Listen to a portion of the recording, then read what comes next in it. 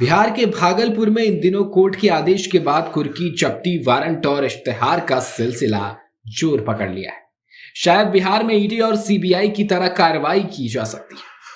इसके पहले ऐसा अनाउंस करके नहीं हो रहा था। अब इसे पुलिस अधिकारियों की शिथिलता कहें या फिर अंडर टेबल ट्रीटमेंट का नतीजा, लेकिन ऐसा प्रचलन बिहार में तो है। भागलपुर रेंज के आईजी विवेक कुमार ने सिर्फ उक्त मसले पर मॉनिटरिंग शुरू कर दी है।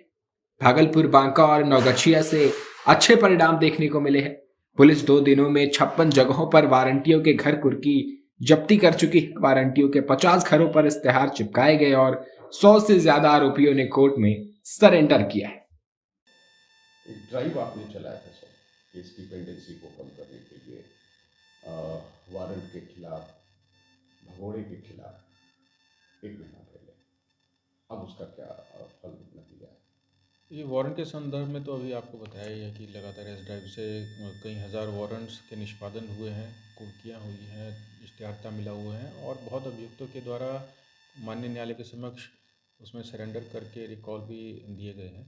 इसके अलावा केसेस के पेंडेंसी को कम करने के लिए जो अनुसंधान हेतु लंबित थे, कंसर्निंग एसडीपीओज और आईओज के साथ में लगातार रिव्यू बैठक चल रही है क्षेत्रीय कार्यालय में, और उसमें जिन आईओज के द्वारा केस डायरी में लिखने में विलम्ब किया गया था, कोई लंबित कार्रवाई थी, दिशा निर्देश जिनका अनुपालन करना था उन सब की समीक्षा यहाँ पे चल रही है और उनको लगातार उसमें चेतावनी भी दी जा रही है, मार्गदर्शन भी दिया जा रहा है कि आप जल्दी से जल्दी 2 सप्ताह 3 सप्ताह के अंदर में उन जितनी भी लंबित कार्रवाई हैं उनको पूर्ण करें। जैसे कई केसेस में देखने में आ रहा है कि कांड को सत्य कर दिया गया जब पर्यवेक्षण पदाधिकारी के द्वारा, तो उसमें वारंट प्रे करना था लेकिन उसके द्वारा प्रे नहीं किया गया था, तो माननीय न्यायालय के समक्ष वारंट प्रे करने के लिए उनको निर्देशित किया गया और बाकी कार्रवाई को आगे बढ़ाने के लिए निर्देश दिया गया है। कई जगह पर प्रोग्रेस हुई है, लेकिन अभी जिस तरह से समीक्षा चल रही है हमें उम्मीद है कि जल्दी आगे अच्छी से अच्छी हम लोगों को सफलता मिलेगी। आंकड़ा क्या है सर? केसेस के डिस्पोजल में भी हम लोगों को करीब इम्प्रूवमेंट देखने को मिला है, लेकिन पूरी तरह से 1 से 2 महीने के अंदर में जो अपेक्षा हम लोगों को है ज़िलों से, उस पे ही जाके हम लोगों को सफलता मिलेगी। कितना कुर्की हुआ, कितना ये हुआ, वो आंकड़ा बता दीजिए।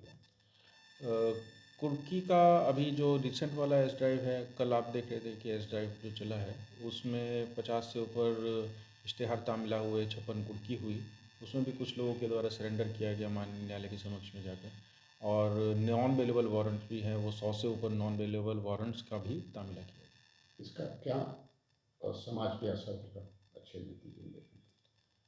अगर मॉनिटरिंग स्ट्रांग रहता है और मॉनिटरिंग के द्वारा जो हमारे थानों की कार्यशैली है उसको हम इफ़ेक्टिव कर सकें, प्रभावी ढंग से इश्तिहार का तामिला हो, कुर्की का तामिला हो, तो कानून के राज की स्थापना में उसमें काफ़ी हेल्प मिलती है और समाज में एक मैसेज आता है कि जो भी कानून तोड़ेगा उसको कानून के समक्ष आना होगा और जो भी कानून के द्वारा सज़ा प्रदत्त की जाएगी वो उसको लेनी होगी।